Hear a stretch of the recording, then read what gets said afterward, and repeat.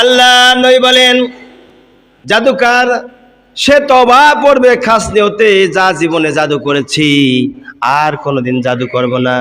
আল্লাহ নবী এই জন্য বলেন জাদুকারকে আল্লাহ রাব্বুল আলামিন কড়া হুঁশিয়ার করে দিয়েছেন যেন জাদু করলে আমার আল্লাহ তার সঙ্গে কথা বলবেন না, তার দোয়া কবুল করবেন না। 2 নম্বর মদখোর, যে ব্যক্তি মদ খায়, মদ পান করে। আপনার বিরক্ত হয়েছেন নাকি? খুব খেয়াল করে শোনেন। যেই ব্যক্তি মদ পান করবে, মদ খাবে, মদখোরের দোয়া আল্লাহর দরবারে কবুল তো হওয়া দূরের কথা, আল্লাহ রাব্বুল আলামিন তার দিকে ফিরেও তাকাবেন না। কেননা মদ আল্লাহ রাব্বুল আলামিন আল্লাহ নবীর জামানাতে সেটা আল্লাহ পাক হারাম ঘোষণা করে দিয়েছে। নম্বরে মদখোরকে আল্লাহ হুঁশিয়ার সাবধান করে দিলেন যে মদখোর যারা, ওদের দোয়া কোনোদিন কবুল হবে না, ওদের দোয়া মঞ্জুর হবে না। উপায় কি? এখন মদ খেয়েছে, মদ খেয়ে আগলাম পাগলামো করেছে, সারা জীবন বরবাদ করে দিয়েছেন। রসুল বলছেন খুলসিয়াত নিয়তে, খাস নিয়তে তওবা করুক আমার আল্লাহর কাছে, আল্লাহ পাক মদখোরকেও আল্লাহ মাফ করে দিবে। সুবহানাল্লাহ। আমার আল্লাহ রাব্বুল আলামিন সেই জন্য মদখোরকে আল্লাহ পাক নিষেধ করে দিয়েছেন। মদ হারাম, হারামি। কিয়ামতের মাঠে আল্লাহ নবী তারে সুপারিশ করবেন, এই জন্য মদ হারাম। মদখোরকে হুঁশিয়ার করে দিলেন যদি তওবা পড়ে খুলসিয়াত নিয়তে যদি কানতে পারে আর আল্লাহ যদি পছন্দ করে তাহলে সে মাপ পাবে, অন্যথায় মাপ পাবে না। মদের ব্যাপারে আল্লাহ রসুল কঠোরভাবে এগুলি নির্দেশ জারি করেছে। তারপরে আসুন 3 নম্বর জেনাখোর। কয় নম্বর? 3 নম্বর জেনাখোর। 3 নম্বর জেনাখোর। ভাইরা আমার, আল্লাহ নবী বলেন যে জেনাখোর বর্তমান যুগে দেখা যায় স্বামী যদি বাড়ি থেকে সরে যায় আর তার যৌবনে তান্না শুরু হয়ে যায়, 2 মাস, 1 মাস, 3 মাস তার সহ্য হয় না। বিদেশ যাবার সময় স্বামীকে বলে তুমি যাও, কোনো সমস্যা নাই, আমি বাড়িতে থাকবো না, অসুবিধা নাই। 2-4-6 মাস যাওয়ার পরে দেখা যায় এরও সাথে সম্পর্ক হয়ে, এই যে ফেসবুক ঘাটলেই দেখা যায় কত স্বামী বিদেশ থেকে এসে বউ পায় না, বউ হারিয়ে ফেলা দেয়। এইরকম তো অহরহ ঘটনা সারা দুনিয়ায় হয়ে আছে না নাই? আল্লাহ নবী সেই জন্য বলেছেন জেনাকারিনী, জেনাখোর এর দোয়া আল্লাহর দরবার আজকে কবুল হবে না। জেনাখোর, জেনাকারিনী এর দোয়া আল্লাহর দরবারে আজ কবুল হবে না। আল্লাহ পাক সুকান করে তারে দূর করে দিবেন। এখন প্রশ্ন হলো যদি সে তওবা করে তাহলে কি হবে? হ্যাঁ, তওবা করতে হবে। আল্লাহ জেনা করে নিজের জীবনটা বরবাদ করে দিয়েছি, মেহেরবানি করে তুমি আমারে মাফ করে দাও, আর কোনোদিন গুনার পথে যাব না, জেনা ব্যভিচারের পথে যাব না। হতে পারে পুরুষ, হতে পারে মহিলা, উভয়ের জন্য এই হাদিস। রসুল বলেছেন জেনাখোরকে আমার আল্লাহ রাব্বুল আলামিন তিনি মাফ করবেন না। যদি খুলসিয়াত নিয়তে অন্তর থেকে যদি তওবা করতে পারে, আল্লাহর আরশ যদি খুশি হয়ে যায়, আল্লাহ পাক খুশি যদি হয়ে যায়, তাহলে জেনাখোরকে আল্লাহ রাব্বুল আলামিন তিনি মাফ করে আল্লাহর বন্ধু বানায় নিতে পারে। 4 নম্বর আত্মসম্পর্ক ছিন্নকারী। আল্লাহ নয় বলেন তার দোয়া আল্লাহর দরবারে আজকে কবুল হবে না, আজকে মঞ্জুর হবে না দোয়া।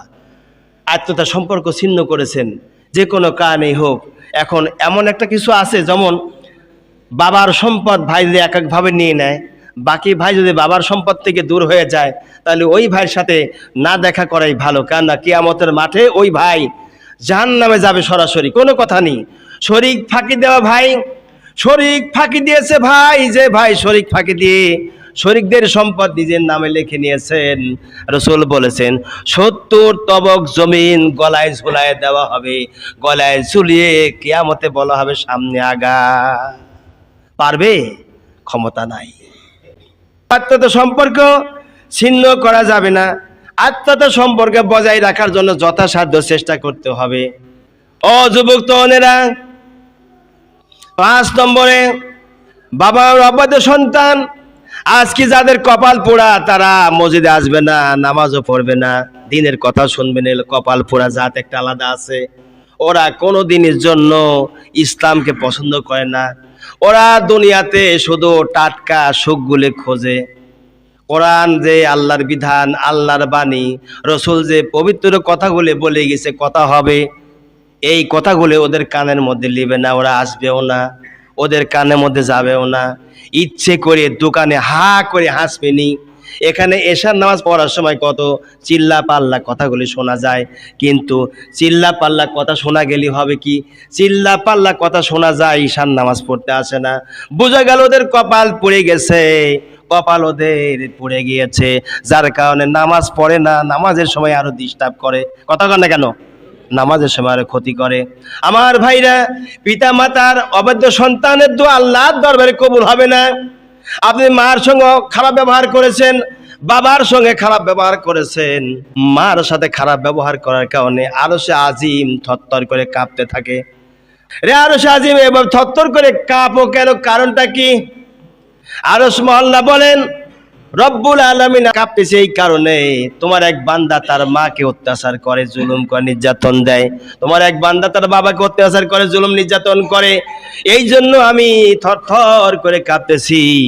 যতক্ষণ পর্যন্ত মার কাজ যায় মাপ না চাবে, বাবার কাজ যায় মাপ না চাবে, অতক্ষণ পর্যন্ত আরশে আজিম থরথর করে কাঁপা বন্ধ হবে না, আর তার দোয়া আল্লাহর দরবারে কবুল হবে না। বাবা মা এমন জিনিস, যার বাপ মা আছে বাবা আছে, পায়ে ধরে মাপ চান, সেখানে যান, বলেন আমি ভুল করেছি মাফ করে দাও। বাপকে বলো, মাকে বলো, মা মা এমন একটা মধুর ডাক রে। মা কথাটি ছোট অতি, কিন্তু যেন ভাই ইহার সে নাম যে শুধু ত্রিভুবনে নাই, বলি মারহাবা। সত্যি তাই, মা ছোট্ট একটি কথা, কবি কাজী নজরুল ইসলাম বলে গেছেন যে মা কথাটি ছোট অতি, কিন্তু যেন ভাই ইহার সে নাম যে শুধু ত্রিভুবনে নাই। আছে কি নাম? এরকম নাম কোথাও নাই। মা, মা শব্দটা একটা মধু মায়া ভক্তি এর মধ্যে, সুবহানাল্লাহ বিহামদি। মা কথার মধ্যে এত মধু।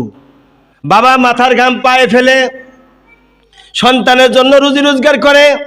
সন্তান যদি কোনো কিছু, বাবা মা পাগল হয়ে যায়, কোন ডাক্তারের কাছে যাবে, কোথায় যাবে, কোন হেকিমের কাছে যাবে, কেমনি করে সন্তান সুস্থ হবে, পাগল পার হয়ে যায়। ওই বাবা মাকে যারা অত্যাচার করে, জুলুম নির্যাতন চালাইছে, বকাবাধ্য করেছে, ওর দোয়া আল্লাহর দরবারে কবুল হবে না। কয় নাউজুবিল্লাহ। এখন প্রশ্ন হলেই, তাহলে আমার উপায় কি হবে? বাবা মাকে আমি গালিগালাজ করি? উত্তর হলেই, আপনার বাবা মার কাজ গিয়ে মাপ চান, ক্ষমা চান। এখন যদি মনে করেন আমার বাবা তো মারা গিয়েছে, মাও তো মারা গিয়েছে, আমি কার কাছে ক্ষমা চাবো? বাবা মার জন্য বেশি বেশি করে দান সদকা খয়রাত করবেন, আর বেশি করে কাঁদবেন আর দোয়া করবেন, আল্লাহ তাদের রুহানি দোয়া কবুল করিয়ে আপনাকে মাফ করে দিবে।